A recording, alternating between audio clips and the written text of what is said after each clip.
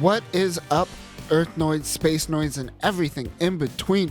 I am just a simple new type, and in this episode, we will be focusing on December of UC 0079 leading into UC 0080. The show we are focusing on will be Mobile Suit Gundam 0080 War in the Pocket. However, we will be filling in the gaps of things happening in conjunction with the show. The holiday season is upon us, and with it comes the end of the one-year war. For context of where we are in the war, Char Aznabel's failed attack on Jaburo takes place on November 30th. Our last video focused on the 8th MS team's assault on Zeon's base in the Tibetan Plateau, which takes place on December 7th. The next day, on December 8th, Zeon forces begin deployment of the MS-14 Gelgoog. Check out our Weapons of MSG video for more on the Gelgoog. On December 9th, we will see the introduction of Zeon's Cyclops team. So let's get into this. The Cyclops team launches Hygogs from the U-99 Jukon class sub. The MSM-03C Hygog is a mass-produced amphibious mobile suit.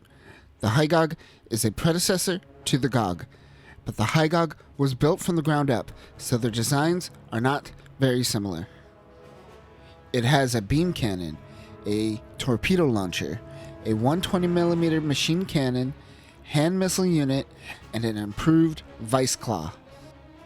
The Cyclops team members Misha, Garcia, and Andy pilot the Hygog. The commander of the Cyclops team, Hardy Steiner, is piloting a Zagok E.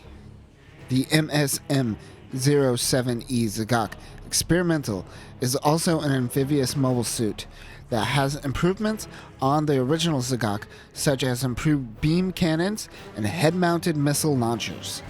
Both the Hygog and the Zagok E used cockpits derived from the United Maintenance Program.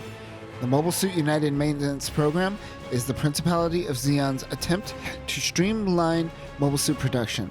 The rollout of this plan led to a logistical confusion for the production of the Gelgoog and could have potentially been a huge benefactor in why Zeon lost the war. But that idea is left for a separate video.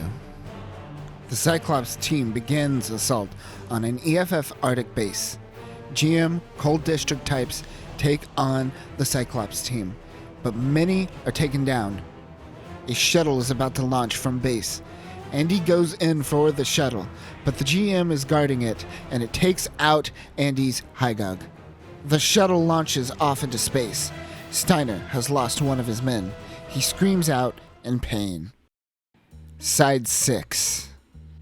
We meet with our protagonist, Alfred Izuruha, or Al, a young 11-year-old boy.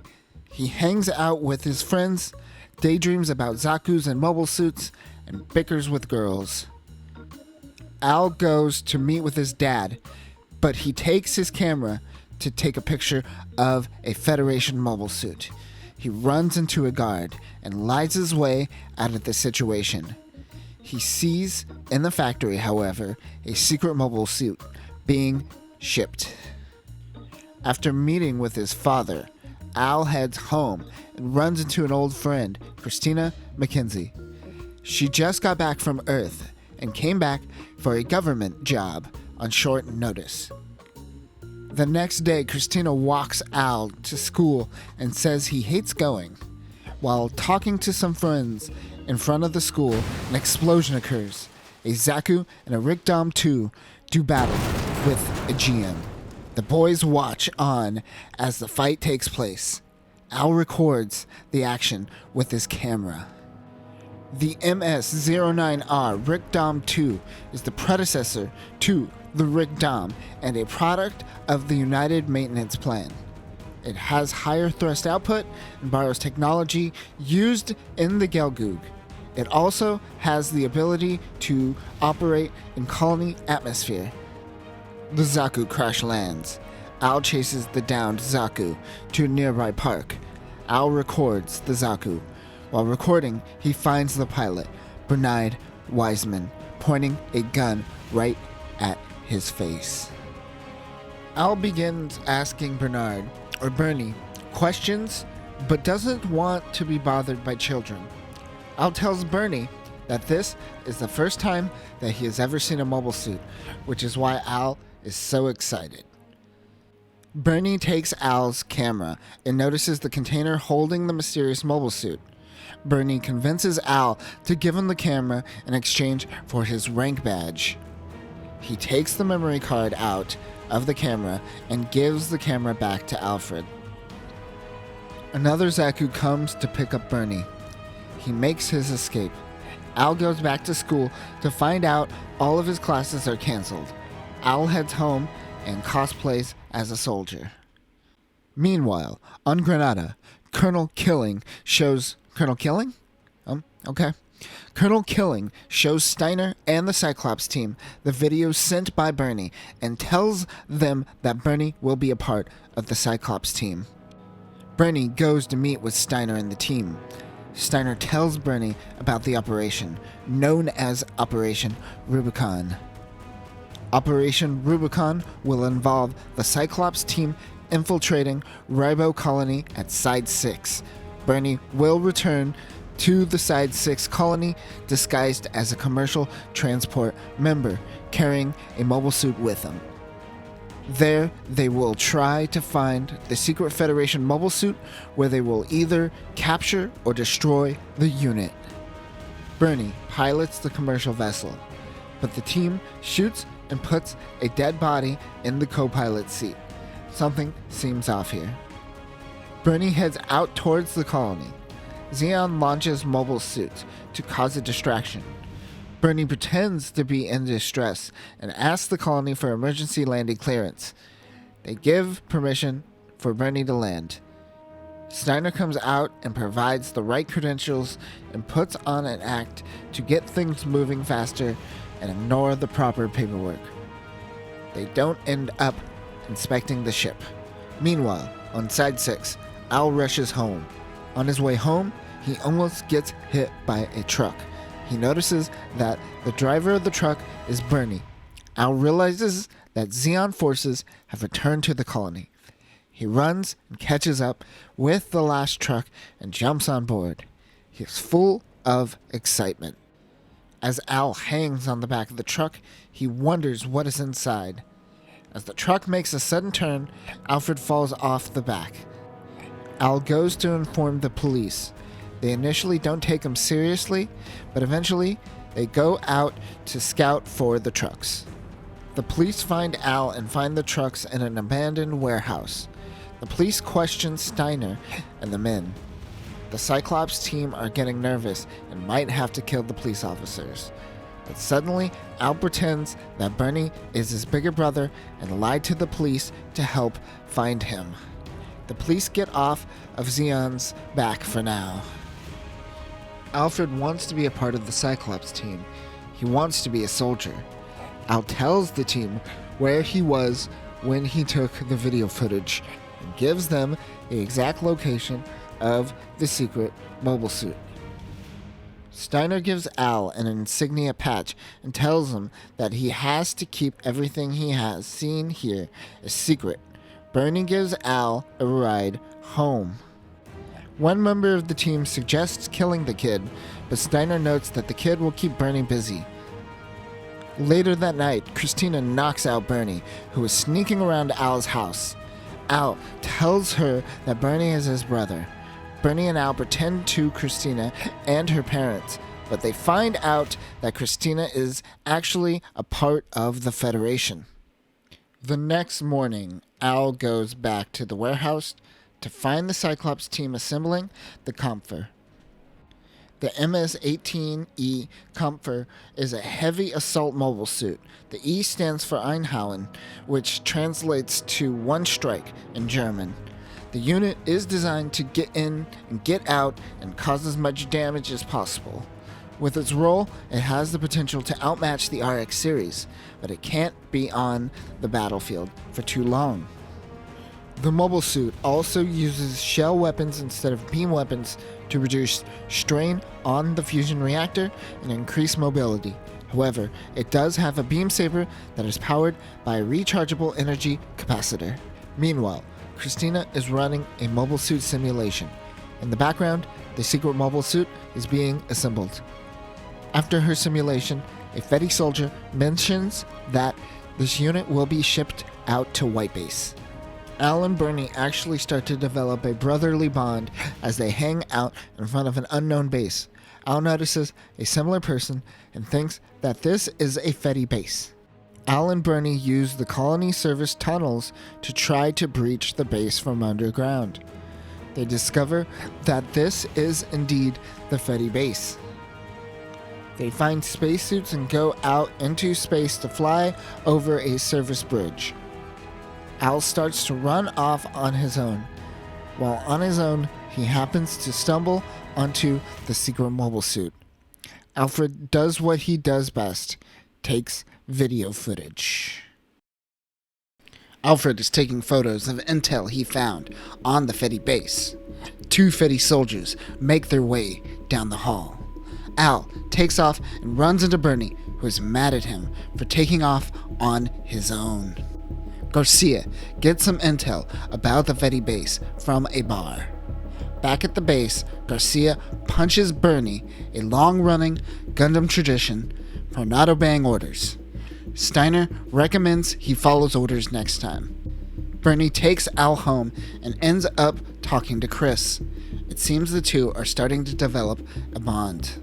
Garcia plants a bomb, while Misha parks the truck holding the comfort close by the Fetty facility. The plan is almost ready for action. Steiner gets his hands on Fetty uniforms. He notes that this war is essentially over. This mission will most likely be a failure, and Zeon will lose.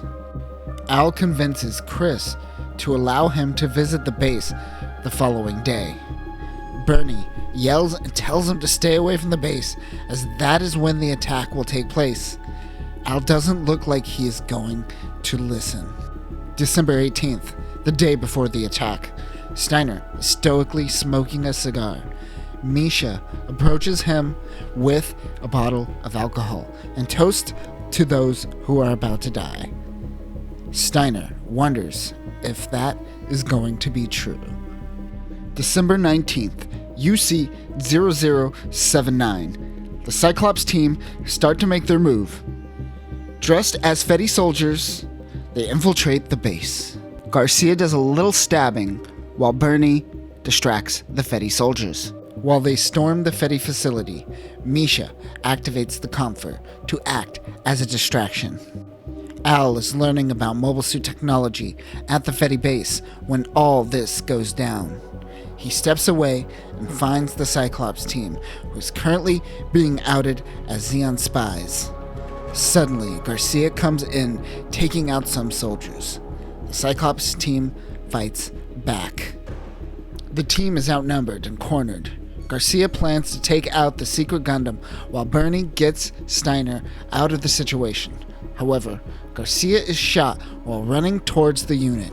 He explodes himself while trying to take out the unit. The unit is intact. Chris runs in and begins to pilot the Alex Gundam. The RX-78NT-1 Gundam, nicknamed the Alex, is a product of taking new types seriously. Like Zeon, the Earth Federation also didn't take new types seriously initially. For Zeon, it took Dr. Flanagan and the Flanagan Institute. For the Fettys, it was seeing the data that Amuro Ray brought forth during his run in the RX-78-2 Gundam.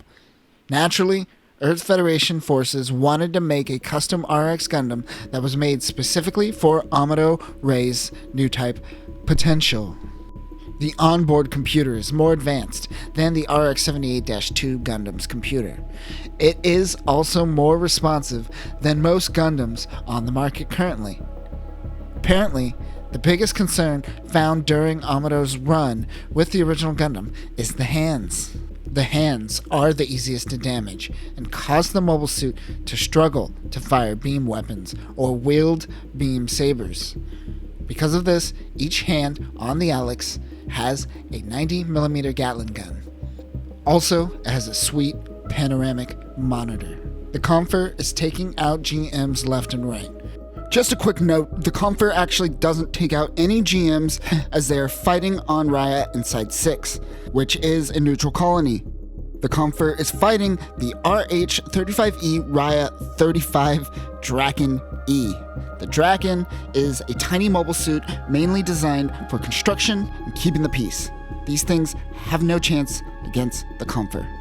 It prepares to take out the Alex, but Chris activates the unit and defends itself from the Comfer. Al is watching this all go down, by the way. The Alex stands and removes all the housing. It begins to use its 90mm Gatling gun.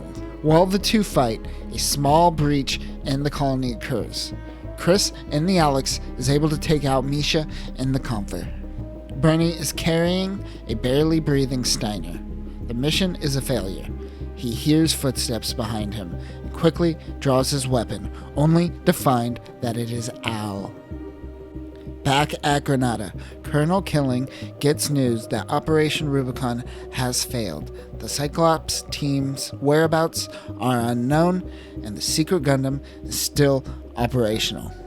Killing meets his Xeon comrades, who are aware that Killing intends to use nuclear weapons and break the treaty. Killing responds by, killing them. Now remember, the Antarctic Treaty doesn't allow for the use of nuclear weapons, and any WMDs, such as a colony drop, are strictly prohibited during the 1-year war. The police are investigating the situation, which makes sense, I suppose. Side 6 is a neutral colony, so this is handled differently on Side 6. Anyways, Chris proceeds to give no comment to all of his questions. However, we do learn from this conversation that 246 people died and 572 people are wounded from the incident. Nonetheless, Chris thinks she saved more lives than hurt by piloting the Alex Gundam.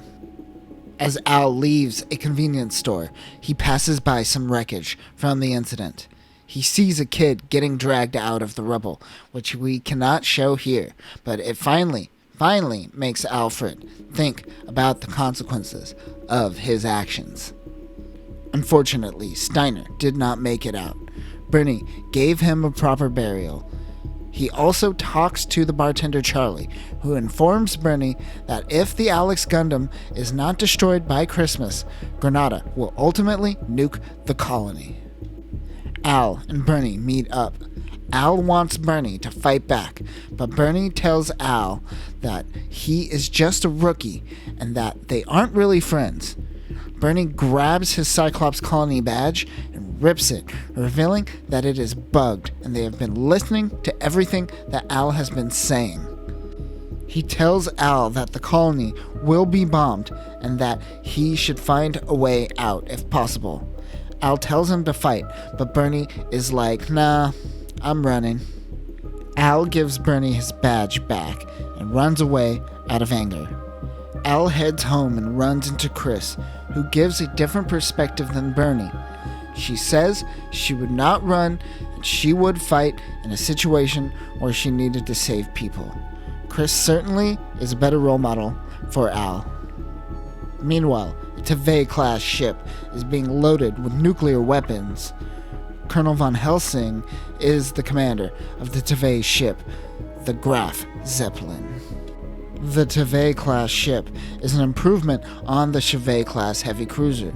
The Chevet is a battleship that was modified to become a transport for mobile suits. The Tevay-class fixes this by designing the ship with mobile suits in mind. It has a retractable cannon, as well as an improved nuclear engine, and of course, it is capable of carrying nukes. Helsing and Killing confirm with one another that the bombing will happen on Christmas at 12 a.m. Bernie, rocking his best Char cosplay, heads to the spaceport and books a ticket to Francesca Colony. He spots a girl at the bar that looks like Chris. As he looks at the girl, he pulls out money for a drink to see the rank badge that he gave Al. Al's mother tells Al that his father will be returning home for Christmas. Later that night, Al gets a call from Bernie. He didn't end up leaving, decided to try to destroy the Gundam one more time. He asks for Al's help. Bernie and Al are working on a downed Zaku from the first episode. Bernie says they need to find some parts from some downed GMs that should be lying around from the battlefield. Man, neutral colonies are wild. That Zaku is wrecked in a park, and there are downed GMs for civilians to loot. I don't get neutrals. Anyways, they go to a lot to find the truck that housed the Comfer, but some Fetty soldiers are inspecting it. Al creates a distraction by being the cutest little sociopath. While he does this, Bernie takes off in the truck. Inside, they were able to score a Heat Hawk and some grenades. They get to work fixing the Zaku with a sweet 80s montage.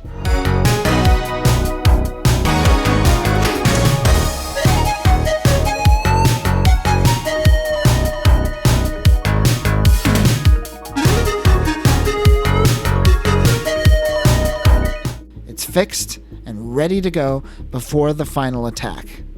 December 24th, UC0079, Christmas Eve.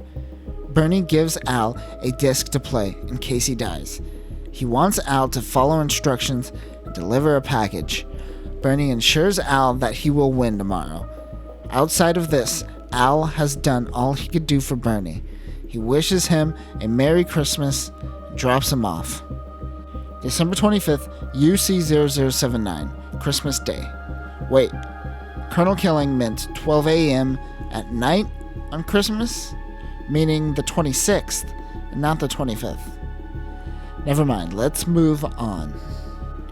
Al and his mother meet up with his dad at the spaceport.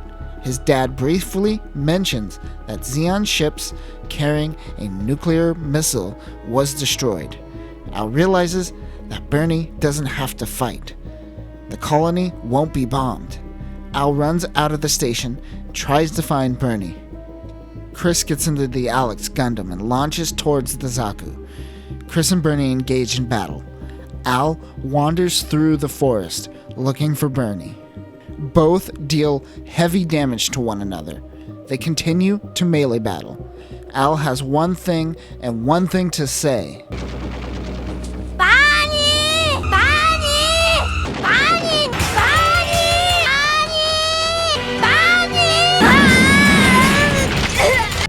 Bernie cuts off the Gundam's head with the Heat Hawk, and Chris stabs the Zaku cockpit with a beam saber.